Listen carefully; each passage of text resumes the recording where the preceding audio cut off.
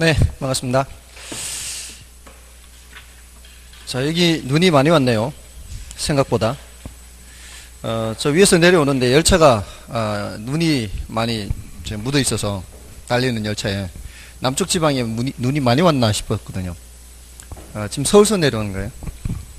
수업을 매일같이 왔다 갔다 합니다. 여기 오시는 분들이 대부분 그래요. 네? 네, 그런데 수업이 여기에 학원이 많지 않잖아요. 여기 있는 학원만 수업하면 굶어 죽죠. 여기저기 있는 수업을 다 하는 거죠.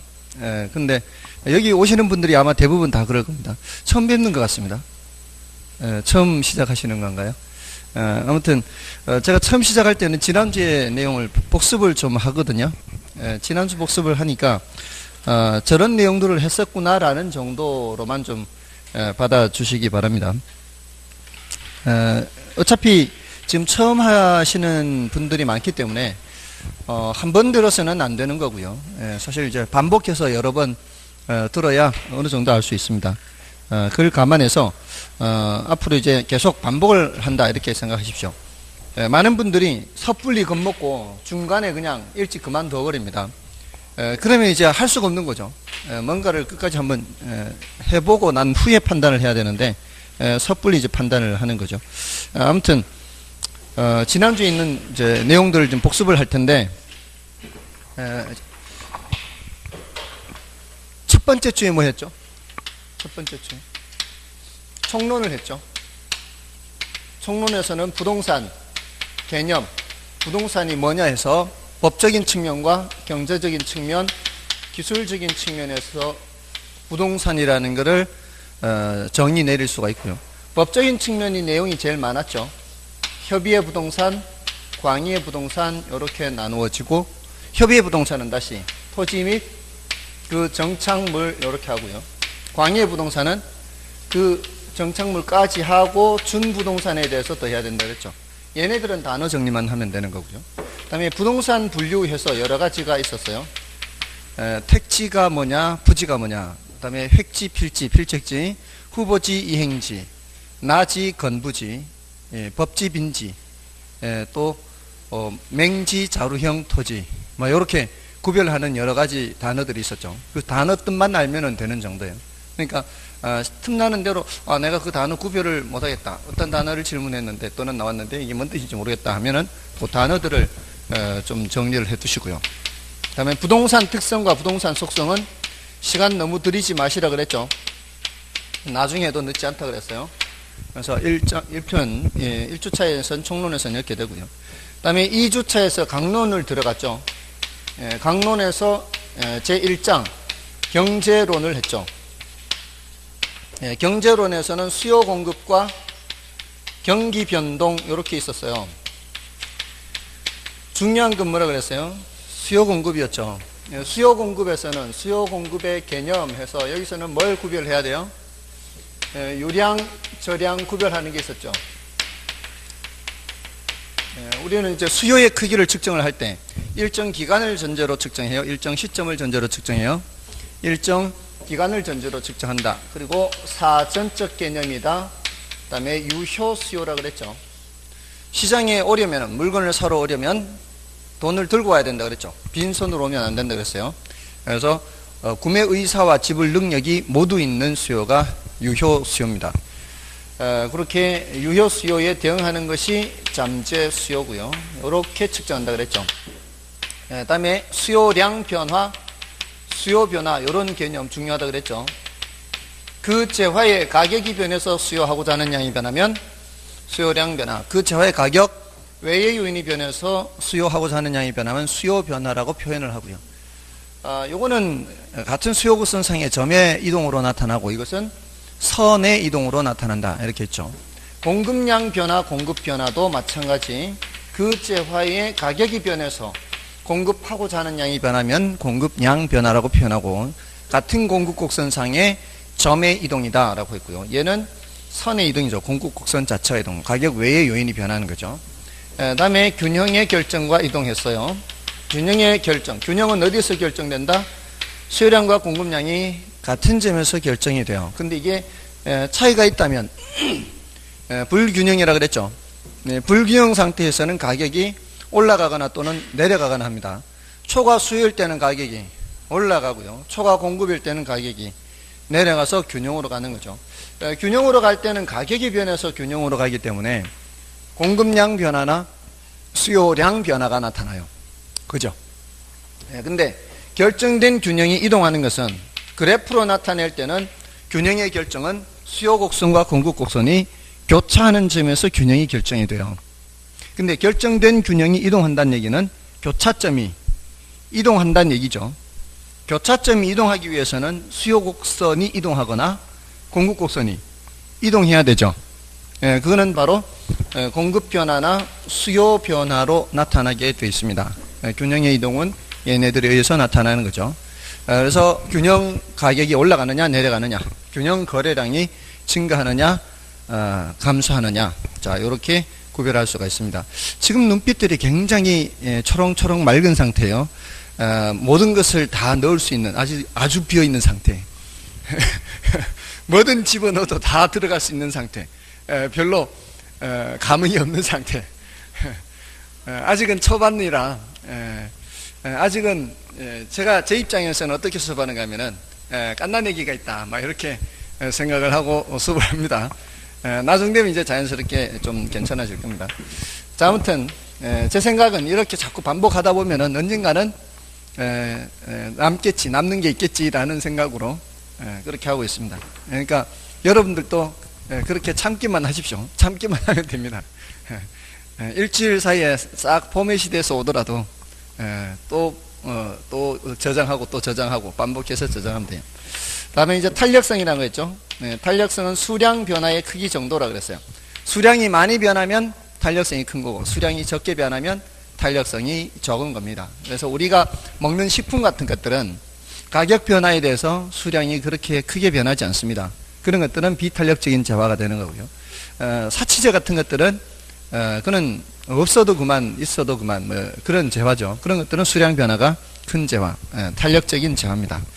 그런 내용이었고요. 경기 변동, 뭐 경기가 오르락 내리락 일단 그냥 간단하게 뜻만 했었습니다. 다음에 3주차에서 했는 거는 3주차에 먼저 시장론을 했어요. 근데 시장론을 다 한 것이 아니고 부동산 시장의 특성 하는 거 있었죠. 부동산 시장 특성에서 요거는 과장국수 비비자 했어요. 과장국수 비비자. 과단법적 제한, 매매 기간의 장기성. 부동산은 매매 기간이 길죠. 과장. 그래서 환금성이 떨어진다 그랬죠. 과장국수. 국수가 제일 시험에 많이 나온다 그랬어요. 국은 국지성이에요. 국지라는 얘기는 부분이라는 얘기죠. 지역별로 가격이 달라질 수 있어요. 똑같은 건설사가 지어도 지난주 거 복습할 때는 그냥 감상만 해주세요. 편하게. 이렇게 살펴보다 보면은 그거 찾았다면은 벌써 딴 데 가고 있어요. 그러니까 계속 듣기만 하면 돼요. 과장국수, 국은 국지성. 국지성은 지역별로 나타난 현상이 달라질 수 있다는 거죠. 그 다음에 국수, 수는 수급 조절이 곤란하다는 거예요. 수급은 수요와 공급을 줄인 말이에요. 그 중에서 공급 조절이 더 어려워요. 공급자들도 마찬가지. 빈손으로 시장에 오면 안 되고요. 뭐를 들고 와야 돼요? 물건을 들고 와야 되죠. 수요자들은 돈을 들고 와야 되지만 공급자들은 물건을 들고 와야 되는데 부동산이라는 물건은 생산하는데 시간이 한참 걸리죠. 그러니까 공급 조절이 훨씬 더 어렵습니다. 그래서 수요가 증가하는 상황에서 공급이 바로바로 증가해 주지 않으면 가격이 급등하거나 하는 현상이 나타날 수 있어요. 이런 것들을 가격 왜곡 현상이라고 하고요. 매스컴에서는 이거를 거품이 꼈다 뭐 이런 표현을 쓰는 겁니다. 이런 것들이 단기적으로 나타날 수가 있어요. 과장국수, 수에 대해서 말하고 있어요. 그 다음에 BBB, 상품이 거래되는 시장에서 상품은 비표준화성, 거래 비공개성, 시장의 비조직성, BBB 하는 거예요. 그 다음에 자금의 유용성 여부에 따라 크게 영향을 받습니다. 수요든 공급이든 부동산이라는 재화는 고가성으로 인해서 어느 정도 자금이 충분해야 수요도 할 수가 있고요. 건설업체, 공급자들도 충분한 자금이 있어야 공급을 할 수가 있죠. 그런 자금의 유용성 여부에 따라 수요 공급의 크기가 영향을 많이 받습니다. 시장이 영향을 많이 받습니다. 그게 이제 과장국수 비비자였고요. 그다음에 부동산 시장 기능했죠. 자, 요것 때문에 사실 말씀을 드렸던 거예요. 이게 정책론, 이 2장의 시장론 말고요. 3장의 정책론의 내용을 하기 위해서는 얘가 필요한 거죠. 얘가. 시장 기능 하면은, 요거는 자고가 정량했죠. 자는 자원 배분 기능이에요. 자원, 이 자본주의 사회에서는 자원을 누가 배분한다? 시장이 배분한다 그랬죠. 앞으로 제가 자본주의 사회, 사회주의 국가 뭐 이렇게 표현을 안 해도 우리는 당연히 자본주의에 살고 있으니까 자원 배분은 누가 한다? 시장이 한다. 이렇게 대답이 나와야 돼요. 자원 배분을 시장이 한다. 이런 공간이라는 것도 자원이고요. 이런 위치의 토지도 자원이에요. 이런 자원이 어떻게 배분되느냐? 그게 바로 시장에서 가장 가격을 높게 쳐주는 쪽으로 배분된다 그랬죠. 요 공간을 가장 임대료 높게 밀리지 않고 꼬박꼬박 내는 임차인에게 먼저 계약을 할 겁니다. 그러면은 그 임차인은 그 공간을 이용해서 충분한 수익을 낼 자신이 있다는 거죠. 충분한 수익을 낸다는 것은 그 공간을 이용하는 사람들로부터 수익을 넣는 겁니다. 그럼 그 공간을 이용하는 사람들은 그 돈을 지불하고서라도 거기를 이용하려고 한다는 것은 그만큼 뭔가가 그게 자신한테 효용을 줄 수 있을 거라는 그런 생각에서 이 공간을 이용을 할 겁니다. 이런 식으로 모든 자원이라는 것이 종이든 밀이든 철강이든 원유든 이런 공간이든 그 가격을 제일 높게 쳐주는 쪽으로 우선적으로 배분된다 그랬죠. 그래서 시장에서 형성되는 무엇을 보고 가격을 보고 사람들이 행동하는 과정에서 자원이 배분된다 그랬어요. 그래서 시장 기능을 가격 기능이라고 해도 전혀 문제가 없는 거죠. 그 부동산 시장 기능에 문제가 있으면 누가 개입하게 되는 거예요? 정부가 개입하는 거죠. 그래서 정책이라는 게 나오는 거죠. 그래서 이것 때문에 이제 말씀을 드렸고요. 그 기능에 자원 배분 기능 말고 자고가 정량, 교로 읽으라 그랬죠. 교환 기능. 시장에서 부동산과 현금이 교환되고 부동산과 부동산이 교환되고 이런 교환 기능이 있고요. 가격 창조 기능이 있죠. 협상에 의해서 가격이 결정되는 경향이 많습니다. 부동산 시장에서는. 그래서 협상에 의해서 가격이 결정되는 거 가격 창조 기능. 그다음에 정보 제공 기능. 정보 중에서도 가장 중요한 정보가 바로 가격 정보예요. 그다음에 양과 질을 조절하게 됩니다. 일단 제가 말씀은 드리니까 생각은 나죠. 처음에 말씀드리기 전에는 생각이 안 나도 그래도 좀 오래됐지만 생각이 나지 않나요? 벌써 이게 한 달 전이에요. 그죠? 한 달 전 아닌가요? 한 달 전 맞죠? 4주 전. 4주 전에 했는 내용인데도 어느 정도 기억이 나지 않습니까? 사실은 제가 이렇게 수업하는 게 올해가 처음 시도하는 거예요. 첫 번째 주 거까지 복습하고 있죠, 지금. 지금까지 복습을 해도요, 보통은 직전 주에 했는 것만 복습을 하고 넘어갔습니다. 근데 이제 요런 정도 그냥 간단하게 타이틀만 적는 정도는 시간이 많이 걸릴 것 같지가 않아서 이렇게 이제 터치를 해드리는데 사실은 지난주 4주차의 걸 복습해야 되는데 아직도 3주차하고 있죠. 한 10몇 분 지났죠, 지금. 그러니까 10몇 분 정도를 더 사용하는 거죠. 더 사용하는데 사실은 이게 어느 정도 효과가 있을런지는 조금은 모르겠어요. 여러분들 생각은 어때요? 조금 더 하는 게 시간이 조금 더 걸리더라도 가만히 앉아서 그냥 바나만 먹으면 되잖아요. 굉장히 좋죠. 굉장히 좋은데 문제는 시간이에요, 시간. 앞으로는 지금 이제 11월, 12월 과정에서는 중요도 낮은 거, 아주 난이도 높은 거 이런 건 빼고 이제 굵직굵직한 그 스케치를 그리는 식으로 하기 때문에 조금은 시간적인 여유가 더 있을 수가 있어요. 근데 이제 1, 2월 달에 가면은 이제 본격적으로 살도 조금 채워 넣어야 되니까 시간이 조금 부족할 수가 있거든요. 그래서 그럴 때는 할 수 없이 직전 주에 했던 것만 복습을 하거나 뭐 이런 정도밖에 안 될 수 있어요. 그럼에도 불구하고 그것은 여러분들이 나중에 복습할 때는 상당히 도움이 될 수가 있어요. 아무튼 나중에 더 말씀을 드리고요. 자, 이거 말고 이제 더 해야 되는 게 효율적 시장 이론이라는 게 있다 그랬고요. 요런 거는 이제 타이틀만 적어 드리고 그냥 지나갔어요. 요런 게 있고요. 그다음에 입지론 하는 게 있고요. 그다음에 지대론, 그다음에 도시 공간 구조론. 자, 이런 것들을 이제 앞으로 공부를 하게 될 겁니다. 그다음에 정책론으로 들어와서는 정부의 개입이라는 주제를 했죠. 정부 개입.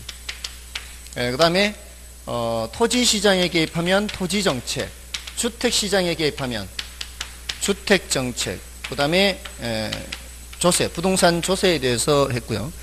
이것들은 간단하게 이제 소개만 했고요. 주로 말씀드렸던 거는 정부 개입에 대해서 말씀을 드렸어요. 정부 개입이라고 하는 것은 시장이 뭔가를 못하기 때문에 개입을 하는 거죠. 그걸 이제 정부의 개입 필요성이라는 주제 하나 하고요. 하나는 정부의 개입 수단이라는 주제로 나누었어요. 그러니까 왜 정부가 개입하니라는 데 대한 대답을 해야 돼요. 그죠? 시장에 개입하는 거죠. 어디 개입하는 거 이게? 정부가 시장에 개입하는 거예요. 조금 전에 자본주의 사회라면은 자원 배분을 누가 알아서 하는데 시장이 하는데 왜 개입하나 이런 의문이 있을 수 있단 말이에요. 시장 기능을 아는 사람이라면.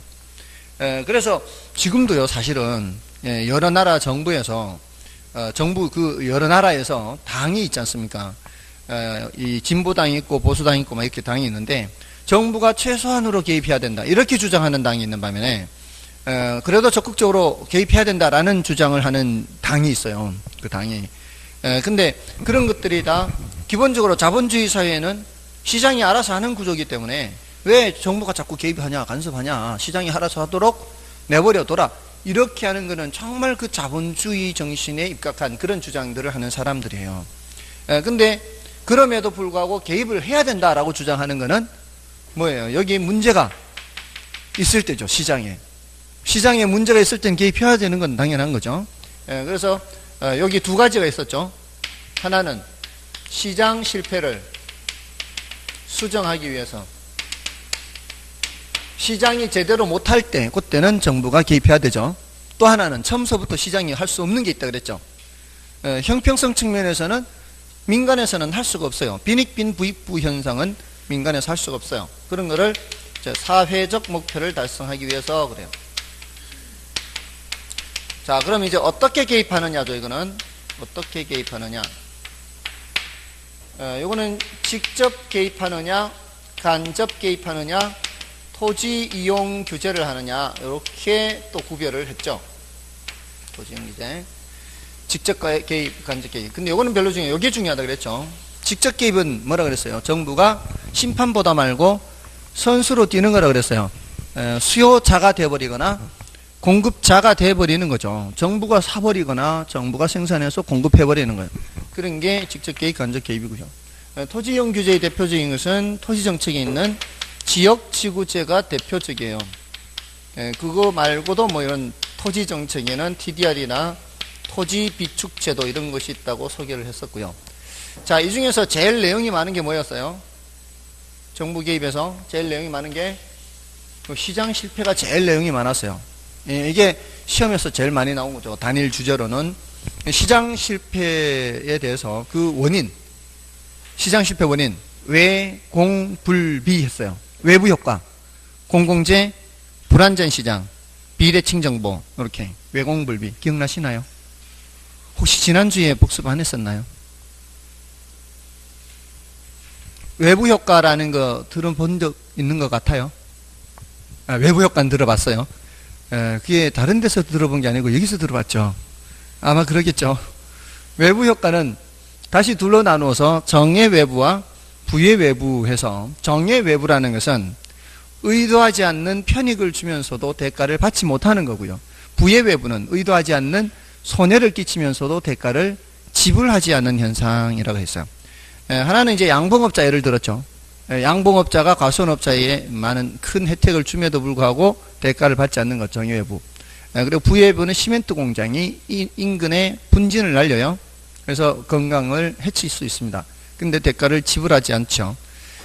자, 이런 정의외부가 나타나거나 부의외부가 나타나면은 적정량만큼 생산되는 게 아니고 어떤 상품이 적정량보다 더 적게 생산되거나 더 많이 생산되는 비효율이 발생할 수 있다 그랬죠. 그래서 그럴 때는 누가 개입해서 정부가 개입해서 적정량만큼 생산도 되도록 하는 겁니다.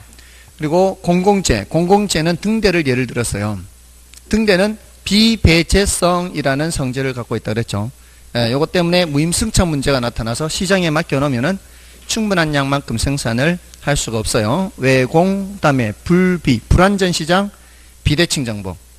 불완전 시장, 독점, 과자음 얘네들도 담합을 하거나 해서 생산량을 줄일 수 있다 그랬죠. 생산량을 줄인다는 게 자원 배분이 비효율적이 되는 거예요. 그래서 그걸 또 규제를 하고요. 비대칭 정보 또는 불완전 정보의 경우에도 그렇게 되는 겁니다.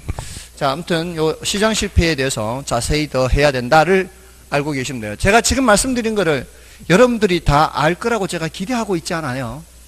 그렇게 지금 그렇게 기대하고 있는 게 아니라 지금 세부적인 내용들은 까먹어도 전혀 관계가 없어요. 뭘 기억하는가 하면은 여기서 뭐가 내용이 많다더라. 시장 실패의 내용이 많구나. 이게 더 중요하구나. 이걸 어렴풋이라도 기억을 하게 된다면 나중에 공부할 때 요 부분을 좀 더 신경 써서 공부할 거 아니냐, 이런 취지예요. 뭔 뜻인지 아시겠죠? 그러니까 여러분들이 처음서부터 이걸 모든 거를 다 흡수한다, 이거는 있을 수 없는 거고요. 저도 그렇게 기대하지 않고 저도 옛날에 그렇게 공부를 했고요.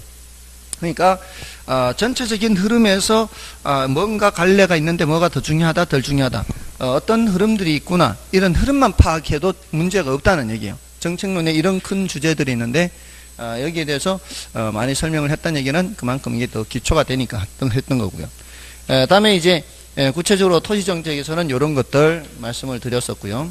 주택정책에서는 임대료 규제, 이게 이제 중요하다 그랬죠. 임대료가 너무 비싸다고 생각하니까 시장 임대료보다 낮은 수준으로 규제를 하게 되면은 어떤 효과가 나타나느냐, 수요자들은 수요를 증가시키는데 공급자들은 공급을 감소시켜서 시장에서 물량이 모자란 현상이 나타나요. 초과 수요가 돼버려요. 그러면은 가격이 올라가는 게 당연하죠. 근데 못 올라가게 규제를 하고 있기 때문에 정상적으로 올라가지는 못해요. 어떻게 올라가요? 암시장에서 계약서에는 규제 가격을 쓰더라도 실제로는 웃돈을 얹어주고 거래하는 그런 현상이 나타날 수 있단 말이에요. 그런 웃돈, 시험에서는 웃돈이라 안 그런다 그랬죠. 그걸 음성적 지불, 이런 표현을 쓴다 그랬어요. 시장에서 음성적 지불이 수수되는 그런 현상이 나타날 수 있다는 거죠. 자, 그런 내용들이 임대료 규제고, 그 다음에 임대료 보조는 돈을 보태주는 거죠. 임대료를 보조해주면은 사람들이 보태서 더 넓은 집을 알아보거나 수요를 증가시키는 거죠. 그래서 수요를 증가시키는 과정에서 시장 임대료가 올라가 버릴 가능성이 많아요. 수요를 증가시키면. 그죠?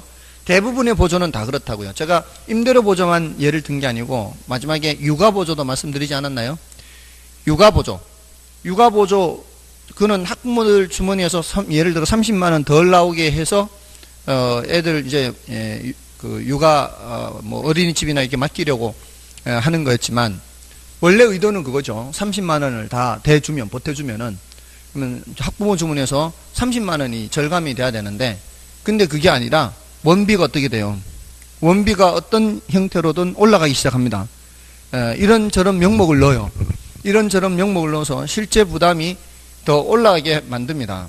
그러면서 학부모 주머니에서는 그래도 어느 정도는 돈이 나올 수밖에 없는 구조로 가게 돼 있어요. 그렇게 되면은 그 혜택을 누가 볼 수도 있는 거예요. 유치원, 어린이집에서 혜택을 볼 수 있는 거죠. 다 보는 건 아니고 이제 혜택을 나누어 보는 거죠. 정부가 보조했는 만큼의 혜택을 수요자들이 볼 수가 없다는 거죠. 가격 올라가는 만큼은. 그렇게 해서 공급이 증가하게 되면은 이제 어린이집도 늘어나고 뭐 이렇게 하다 보면은 가격이 내려가거나 아니면은 거기에 맞는 품질, 서비스 경쟁으로 해서 실질적으로 학부모들한테 혜택이 돌아갈 수 있는 상황이 되죠. 나중 가야 되는 거죠. 공급이 증가해서 가격이 떨어지거나 아니면 서비스가 더 나아지거나 이렇게 해서 나중은 그렇게 된 거죠. 품질은 똑같다고 가정한다면은 결국 공급이 증가하면은 가격은 내려가게 돼 있어요. 이게 철칙이에요. 똑같은 품질을 전제로 한다면 수요가 증가하면 가격은 올라가게 돼 있고요. 공급이 증가하면은 가격은 내려가게 돼 있습니다.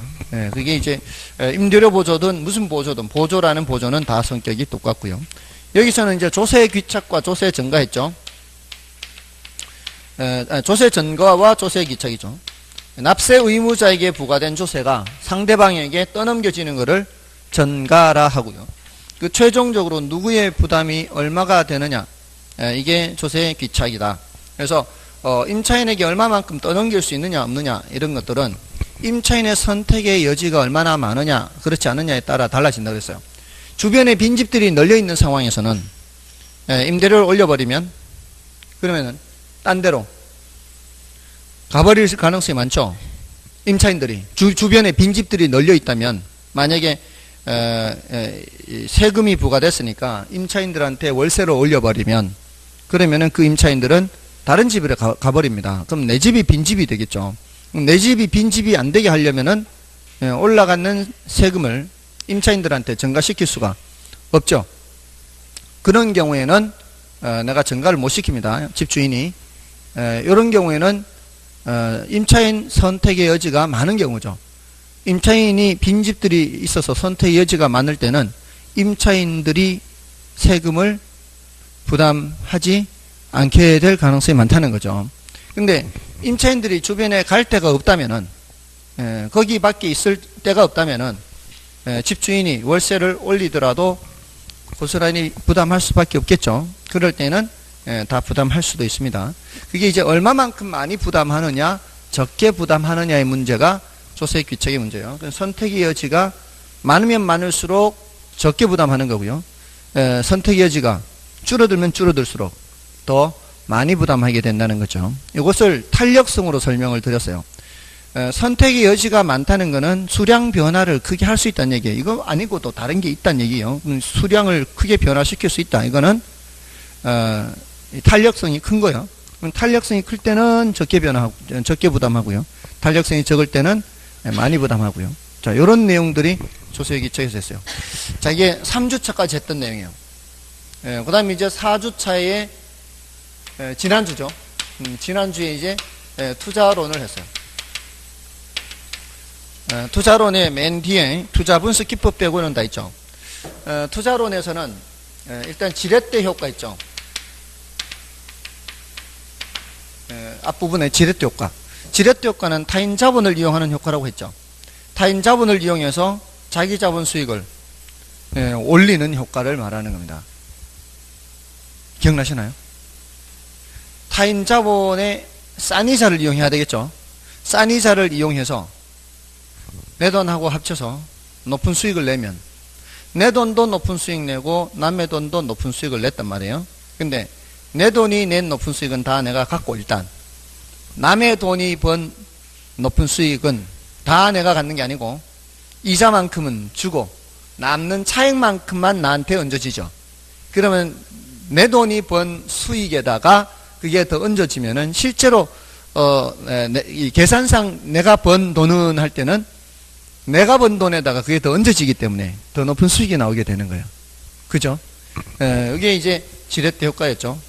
예를 들어 제가 우리 애 100만 원 통장에 넣어가지고요.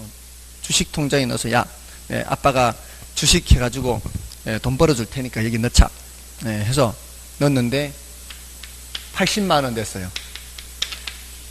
마이너스 20% 됐어요. 애한테 면목이 안 서요. 그래서 애 몰래 제 돈을 집어넣었어요. 제 돈을 100만 원 집어넣었어요. 그래서 합쳐서 180만 원이 됐어요. 이렇게 해서 갑자기 상한가가 나왔어요. 상한가가.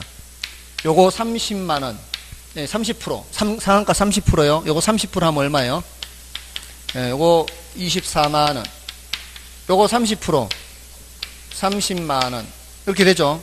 그럼 총 통장 잔액이 얼마가 돼요? 이제 원금이 이제 요 원래 있던 원금과 여기 180만 원 하고 요거 54만 원 하고 얼마예요? 234만 원이죠. 자, 234만 원인데 제 돈이 여기 들어와 있죠. 자, A명의 통장입니다. 나중에 세금 낼 때요. 요게 제가 증여한 것이 돼요. 이 통장에 넣었기 때문에. 그럼 요걸 다시 제 통장으로 빼야 증여한 것이 빠지는 거예요. 그럼 제 통장으로 다시 보내는 거예요. 100만 원을. 100만 원만 보내면 돼요. 내 통장에서 100만 원 들어갔으니까 통장에서 100만 원만 빼나가면 돼요. 그럼 현재 주식 통장이 얼마가 됐어요? 이렇게 234 됐죠? 234 됐는데 내 통장으로 얼마만 빼준다고요? 100만 원만 빼주는 거예요. 그럼 여기 얼마 남아요? 134만 원 남죠? 맞죠? 자, 수익을 낸 후에는 그냥 100만 원 그냥 돌아간 거예요. 수익은 우리 애가 낸 거하고 똑같아요. 우리 애 통장, 주식 통장으로 넣었기 때문에. 그러면은 제가 이걸 안 넣었더라면, 100만 원을 안 넣었더라면 우리 애가 그냥 80만 원에서 갑자기 30% 나오면은 24만 원 되니까 104만 원밖에 안 되죠. 근데 어떻게 해요? 내 돈도 함께 해가지고 내 돈이 번 30만 원 다 누구 것이 돼버린 거예요? 우리 애 것이 돼버리는 거죠. 그러면은 지렛대 효과가 엄청난 거죠. 134, 통장에 134가 남는 거예요. 엄청난 지렛대 효과죠. 이거는 무이자로 빌린 셈이죠. 남의 돈, 아빠한테 이자 주기로 빌린 게 아니잖아요. 맞나요? 이렇게 하면은 엄청난 지렛대 효과라고요. 이게 에버랜드 주식이 넘어갈 때 이렇게 넘어갔다 이 말이에요. 예를 들어서 증여를 100억을 해요. 증여를 삼성전자 이건희죠. 아들한테 100억을 증여를 해요. 이걸로 전환사채를 사는 거예요. 또는 이런 전환사채를 살 때 100억어치 사는데요. 이게 나중에 주식으로 바꿀 수 있는 걸 말해요. 주식으로 바꿀 수 있는데 그 주식의 가치가 1000만 원짜리는데 이 상장을 한 게 아니에요. 상상 1000만 원은 되는데 그걸 100만 원에 사는 거죠. 그럼 어떻게 1000만 원짜리를 100만 원 사면 10분의 1에 샀죠. 그럼 졸지에 이게 얼마의 가치가 돼요? 1000억이 되죠. 1000억. 맞나요? 실제로는 얼마를 증여한 거나 똑같아요. 그게 이제 내부적인 관계로 이걸 샀기 때문에 1000억을 준 거나 다름없어요. 근데 증여세는 얼마의 증여세 내는 거예요? 100억의 증여세 내는 거예요. 요렇게 다 넘겨준 거예요. 그래서 그 다 유죄 받았잖아요. 유죄에서 유죄 받았는데 다 사면해 줬잖아요. 또 금방 이런 식이에요. 이런 식. 근데 제가 하는 거는 합법이에요. 이렇게 하는 거는 통장에 넣은 거니까 통장에 넣었다 빼는 거니까. 그러니까 여러분들이 자녀분들한테 증여를 하는 거는 10년에 2천만 원인가까지는 비과세요. 10년간 2천만 원. 그러면은 그 2천만 원을 여러분들 통장에 적금 부어서 나중에 2천만 원을 줄 게 아니라 지금부터 애들 통장에 주식 통장이나 뭔 펀드 통장을 만들어서 거기에 꾸준히 한 달에 한 17만 원 될 거예요. 한 달에 17만 원씩 계속 넣으면 그게 장기적으로 가면은 웬만한 거는 다 수익이 많이 나 있습니다. 그럼 원금 2천만 원이지만 여러분들이 넣은 원금은 2천만 원이지만 그게 4천만 원이 돼 있든 5천만 원이 돼 있든 거기에 대해서는 증여세를 안 낸다고요. 아시겠어요? 그러니까 지금부터 통장을 애 명의 통장을 만들어서 하라고요. 애 명의 통장으로. 그러면은 이게 경우에 따라 뭐 1억이 될 수도 있어요. 수익이 많이 발생하면은. 그래도 증여세는 안 내는 거예요. 아무튼 자 이렇게 남의 돈을 이용해서 자기 자본 수익을 높이는 건데 키포인트는 바로 뭔가 하면은 남의 돈을 사용하는 이자율보다는 높은 수익을 내야 돼요. 그래야 그 남는 차익만큼은 내가 가져오기 때문에. 그래서 그걸 정액지렛대 효과라 했고요. 나머지를 이제 반대로 이제 예상보다 제가 그렇게 했는데 예를 들어 80만 원 떨어져서 우리 애 거를 빨리 회복을 지금 틈틈이 물어요. 아빠 지금 얼마야? 마이너스 20%. 말할 때마다 자꾸 물어요. 괜히 왜 자꾸 묻는지 물어요. 그러니까 빨리 이거를 끌어올리고 싶어서 제 원금을 다시 100만 원 넣었잖아요. 제 원금을 100만 원 넣었는데 여기에서 다시 또 10% 마이너스가 돼버리면 다시 10% 마이너스 되면 180만 원에서 10% 또 마이너스가 되면은 162만 원이죠. 자, 내 돈 100만 원 들어와 있어요. 내 돈 100만 원 빼버리면은 애 돈은 62만 원밖에 안 되는 거예요. 그냥 놔뒀으면은 72만 원 될 걸. 뭔 뜻인지 아시겠죠? 네, 그래서 이게 꼬라박을 때는 더 꼬라박을 수 있어요. 남의 돈을 사용하는 게. 그래서 부의 지렛대 효과도 있을 수 있다는 거죠. 정의 지렛대 효과만 있는 게 아니라 여기 이제 예외적으로 중립적 지뢰가 있다 그랬고요. 다음에 이제 위험과 수익이겠죠. 위험과 수익. 위험이라고 하는 것은 예상치로부터 벗어날 가능성 이렇게 했고요. 예상치로부터 벗어날 가능성. 그래서 예상치가 이렇게 있다고 한다면 둘 다 예상치는 5%인데 하나는 예상치에서 벗어나도 잘 나오면 7%, 6%, 못 나와도 4%, 3%. 하나는 잘 나오면 20%, 못 나오면 마이너스 10%. 이렇게 편차가 큰 거, 뭐 잘 나오면 20%, 못 나오면 마이너스 10%, 잘 나오면 7%, 못 나오면 3%. 자, 어떤 게 위험이 더 큰 건? 이게 위험이 더 큰 거죠. 이게 위험이 더 적은 거죠. 근데 위험이 크다는 게 이렇게 될 가능성만 있는 게 아니죠. 이렇게 될 가능성도 있는 겁니다. 이 예상치에서 벗어나는 크기가 바로 위험의 크기고, 요 5%는 평균이라고 하고요. 평균으로 측정하고요. 요 떨어진 정도는 뭘로 측정해요? 평균적으로 얼마 떨어졌느냐? 떨어진 크기 측정하는 것은 표준 편차로 측정하는 표준 편차 또는 분산이죠. 자, 이런 개념을 했고요. 그리고 위험의 유형에 여러 가지가 있는데 사금법인 여러 가지 중에서 사업상 위험을 말씀을 드렸어요. 다른 것 중에는 금융적 위험과 인플레 위험을 나중에 주의하시라 그랬고요.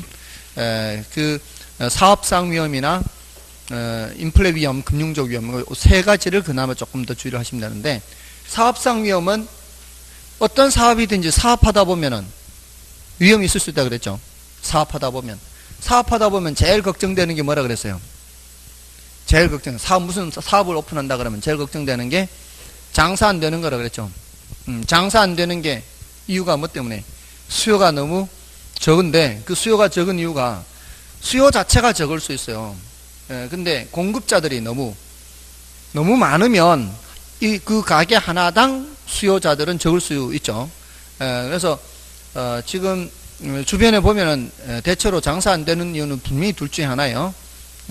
손님이 없는 건데, 손님이 없는 게 수요 자체가 없어서 안 될 수 있고요. 수요는 그런 대로 있지만 공급이 너무 많아서 안 될 수 있고요. 이런 거는 수요 공급과 관련된 내용이에요. 수요 공급과 관련된 내용은 시장 위험이라 그래요. 시장 위험. 그러니까 사업상 위험에서 제일 중요한 위험은 시장 위험이에요. 장사 안 되는 거. 근데 장사는 잘 돼도 망할 수 있다 그랬죠. 불이 난다거나 직원이 횡령을 한다거나 이런 이유 때문에, 그 외의 기타 요인 때문에 발생하는 위험을 운영 위험이라 그래요. 운영 위험. 시장 위험, 운영 위험 또는 위치적 위험, 이런 것들이 사업상 위험에 있고요. 나머지 이제 내용들은 나중에 말씀드린다 그랬어요. 그리고 위험과 수익 관계도 있고, 위험을 가능한 한 적게 부담하면 좋은 거, 그런 이제 위험 관리 기법도 있고, 그런 건 나중에 한다 그랬고요. 그다음에 이제 수익에 가서도 기대 수익률과 요구 수익률, 요거 두 개념 위주로 말씀을 드렸어요. 기대 수익률은 투자로부터 예상되는 이렇게 평균으로 계산되는 이런 수익률이 기대 수익률이라 그랬어요. 근데 기대 수익률이 똑같이 제시되는 투자 아니라 해도 어떤 사람한테 제시했을 때는 한다 그러는데 어떤 사람한테 제시했을 때는 안 한다, 이런 말을 할 수 있다 그랬죠. 그는 사람마다 똑같은 건데도 선택하는 게 달라질 수 있다 그랬어요. 여러분하고 저하고 똑같이 은행에 가서 펀드 설명회에 가서 펀드 설명을 듣더라도 똑같은 펀드인데 어떤 사람은 그 펀드에 가입하는 사람이 있고 어떤 사람은 그 펀드에 가입하지 않는 사람이 있다는 것은 그 직원이 얘기해줬던 그 예상되는 수익률이 어떤 사람은 괜찮다라고 생각한 사람이고 어떤 사람은 부족하다고 생각하는 사람이겠죠. 그것은 사람들마다 요구하는 수준이 다르기 때문이라고 그랬죠.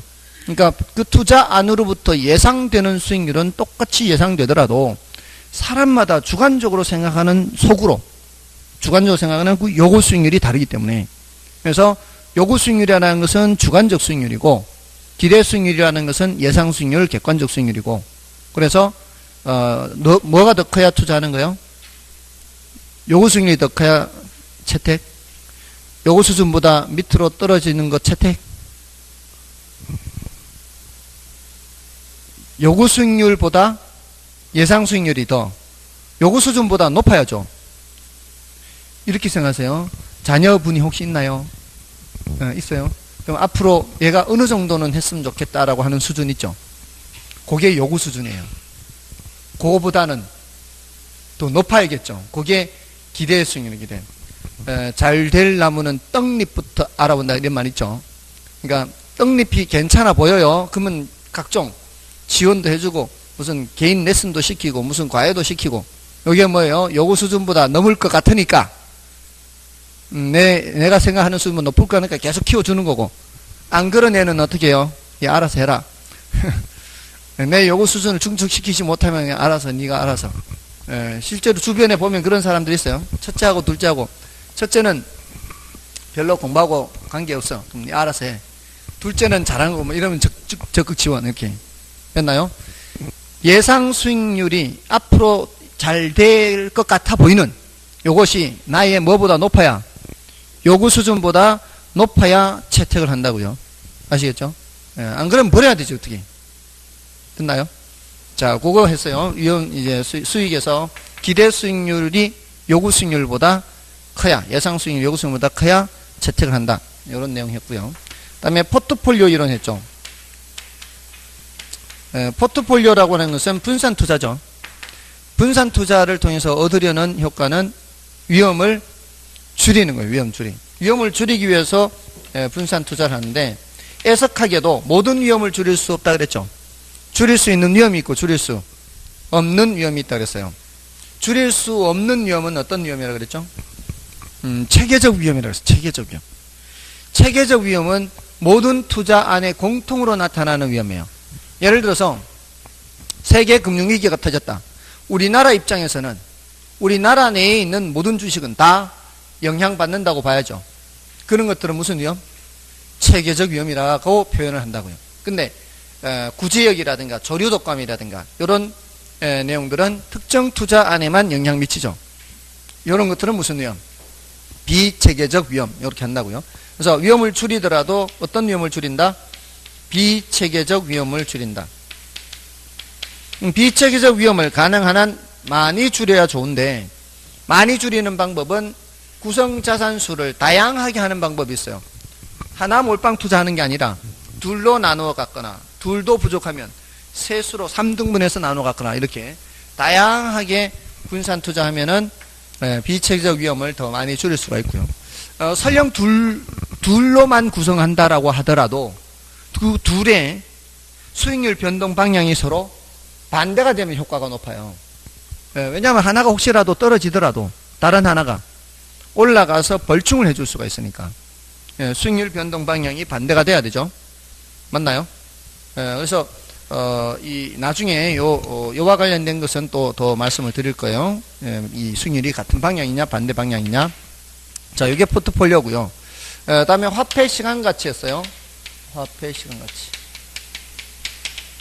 여기서는 6개 개수가 있는데 그 중에서 4개만 했어요. 4개. 어떤 상황에서 어떤 표의 숫자를 이용하느냐. 모두 표가 6개가 있다고 했는데, 근데 그 중에서 4개만 했어요. 지난주에.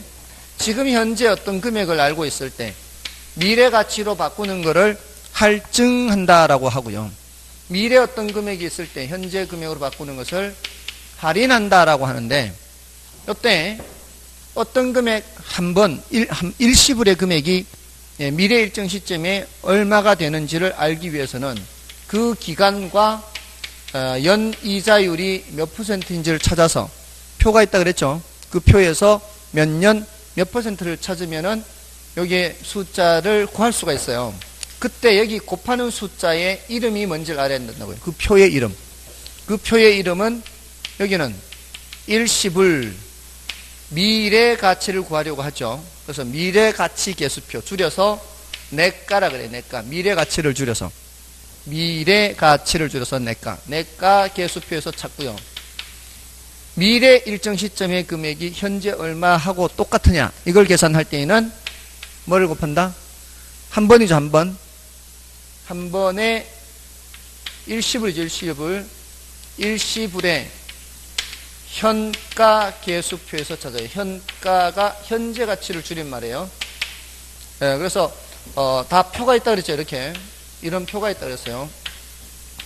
표에서 이게 10년이고 연 10%다. 그러면은 10년 후에 1억이 현재 얼마하고 같으냐 할 때 이런 표가 있어서, 이쪽은 퍼센트, 이쪽은 기간, 여기도 일시불 내가에서도 여기 퍼센트, 여기 기간, 요 표가 있어서 거기 해당하는 표의 숫자를 여기에다 곱하면 이 숫자가 되고 여기에다 곱하면 이 숫자가 된다. 그 표의 이름을 알아야 돼요. 표의 이름을. 그러니까 일시불이다, 연금이다 이렇게 구별을 한다 그랬어요. 매기간 똑같은 금액이 불입되는 형식은 뭐라고요? 이거는 연금 형식으로 불입되는 연금. 여기서도 연금 형식으로 불입되는 거예요. 한번이 아니죠. 자, 이럴 때는 미래의 목돈의 크기죠. 미래의 목돈의 크기를 계산하려고 하면은 연금의 내가계수표가 필요합니다. 연금의 미래가치계수표. 자, 요거 할인된 금액에 합산된 금액, 목돈이죠. 요 금액을 계산하려면 연금의 현재가치계수표에서 찾아서 곱셈만 하면 돼요. 여기 숫자. 자, 요것도 이제 나중에 또 보완을 할 거고요. 자, 이게 화폐 시간가치계수까지고요. 지난주에 했던 요런 내용들이 있는데 마지막으로 뭐를 했는가 하면 마지막으로 현금 수지 측정했죠. 공식. 지난주에 마지막으로 뭘 했냐면 우리가 이제 수익성 부동산에 투자를 하면은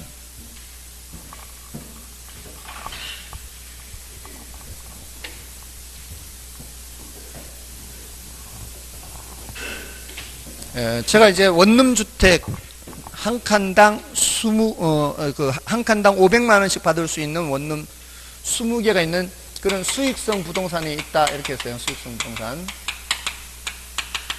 여기서 가능총소득해서 이건 뭐라 그랬어요?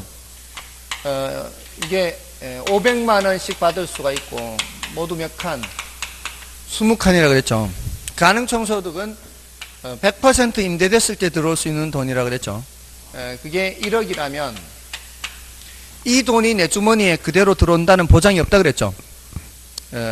내가 실제로 손에 잡을 수 있는 돈은 1억보다 적게 되는 게 보통이에요. 그 이유가 뭐예요? 공실 있죠. 공실. 빈 방이 비었을 땐 돈이 안 들어와요. 또 방은 찼어도 돈을 안 내는 사람들이 생길 수 있죠. 불량부채 충당금 또는 대손 충당금이라 그래요. 그래서 거기에 빠지면은 내가 주머니에 잡을 수 있는 돈이 뭐 9천만 원 정도밖에 안 된다. 그 돈이 뭐라고요? 유효총소득이죠. 실제로 1억을 받을 수 있는 거는 거의 극히 드물어요.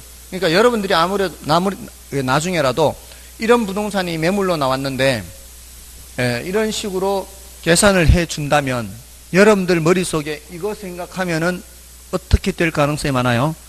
너무 과대평가해서 너무 장밋빛만 보고 살 가능성이 많죠. 이거 보지 말고 뭘 더 봐야 돼요? 이런 것을 좀 봐야죠. 근데 요걸 봐도 조금은 더 과대평가할 수도 있어요. 왜냐하면은 경비가 전혀 지출되지 않는 건 아니잖아요. 경비가 있을 수 있죠. 그래서 여기서부터 이제 경비 빼고 이제 빼는 게 생긴다 그랬죠. 경비를 빼면은 순영업소득 이런 게 나온단 말이에요. 순영업소득. 이게 이제 예를 들어 7천만 원이다. 여러 가지 경비가 발생하는 거죠. 자, 그러면은 내가 이거를 살 때 전혀 남의 돈 없이 내 돈으로만 하면은 이게 다 내 것이 되겠지만 남의 돈을 빌려서 투자하면은 요 원금이자를 갚아야 되지 않나요? 그 원금이자를 갚아야 되기 때문에 그걸 빼면은 세전현금 수지 요렇게 나온다 그랬어요. 여기 이제 3천만 원이라고 치고요. 세전이 있다면 뭐도 있다는 얘기예요? 세후도 있다는 얘기죠. 이게 만약에 2,500이라면 이렇게. 그래서 일단 가유순전후 이렇게 외운 후에 혹시 이거 안 했나요? 지난주에?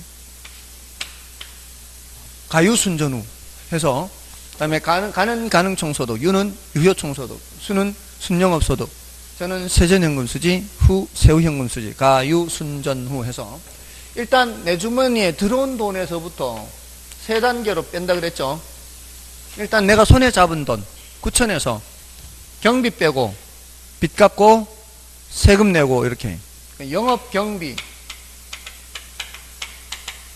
다음에 이거는 부채 서비스. 이건 여러분들이 나중에 중개 사무소를 오픈하면 이거 브리핑을 해야 돼요. 이거 브리핑 해야 됩니다. 이거 주택을 중개할 때는 그렇지 않지만 사무실, 이 수익성 부동산 이런 걸 중개할 때는 이거 브리핑 해야 됩니다. 부채 서비스의 그 다음에 여기는 영업소득세 이렇게 3단계로 빼는 거죠. 여기 2,000 빠진 거고요. 여기 4,000 빠진 거고요. 여기에 500이 빠진 거예요. 됐나요? 자, 이렇게 이제 예를 들어 이게 이제 부채 서비스는 원금과 이자를 함께 갚는다고 가정을 합니다. 이거 중요해요. 이거 이자만 빼는 거 아니에요. 이론적으로 할 때는 원금 이자를 같이 뺍니다. 여러분이 실무를 할 때는 이거 이자만 빼면 돼요. 실무를 할 때는 이자만 빼는 겁니다. 근데 이론적으로 할 때는 반드시 이거 집어넣어야 돼요. 원금 이자. 됐습니까? 자, 여기 경비 빼고 빚 갚고 세금 내고 이렇게 기억하라 그랬죠. 가유순조는 어디에서 출발해서? 유효에서 출발해서 경비 빼고 순, 빚 갚고 전, 세금 내고 후 이렇게. 그러니까 암기를 이제 여러 가지 방법으로 하세요. 일단 가유순조에서 가능총소득, 유효총소득, 순영업소득, 세전연수, 세후수지 이렇게 가유순조를 먼저 외우고 유효에서 경비 빼고 빚 갚고 세금 내고 여기 빼는 것만 따로 경비 빼고 빚 갚고 세금 내고 하고 그 다음에는 경비 빼고 순이 남고 빚 갚고 전이 남고 세금 내고 후가 남는다. 요거를 외우시라 이 말씀이죠. 이게 외워져 있어야 돼요. 자, 여기는 이제 뭐 때문에 차이가 나는 거고요. 공실 및 불량부채 충당금 또는 대손 충당금 이렇게 하고요. 자, 여기 이제 기타 소득을 다 하죠. 기타 소득은 영업 외 수입이라고도 해요. 영업 외 수입. 자판기 수입이라든가 주차장 수입. 본업 외에 발생하는 수입은 전부 다 영업 외 수입이에요. 임대업에서 본업 외 수입은 주차장 수입이나 자판기 수입 이런 거예요. 본업 외라면 다 그렇습니다. 은행에서 이제 은행이 이제 자기 회사 은행이에요. 회사 건물이에요, 은행이. 회사 건물인데 거기에 남는 공간을 세를 놨어요. 은행이 쓰지 않고. 거기에서 들어오는 임대료 수입은 그런 경우에는 은행 입장에서는 기타 수입이에요, 은행 입장에서는. 은행 입장에서는 이자 수입이 뭘까요? 은행 입장에서 이자 수입이 그게 영업소득이에요, 영업소득. 순영업소득 이렇게 소득이 주된 수입이라고요. 걔네들이 수수료 수입 있죠, 은행도. 우리 왜 수수료 수입 있잖아, 우리가 뭐 송금하고 하면은. 은행 입장에서 수수료 수입은 뭐예요? 그거는 영업외 수입이 걔네들은 그게 수수료가 본업이 아니에요. 은행이라고 하는 것은 이자 수익이 본업이에요. 그래서 그렇게 보시면 돼요. 본업 외의 수입은 전부 다 영업외 수입, 기타 수입이 되는 겁니다. 됐죠? 자, 요 외우셨나요? 가유순조는 외우셔야 돼요. 앞으로 10분 쉬는 시간 동안 요거를 다 외우는 겁니다. 아셨죠? 여기 돼야 이제 다음 단계를 할 수 있어요.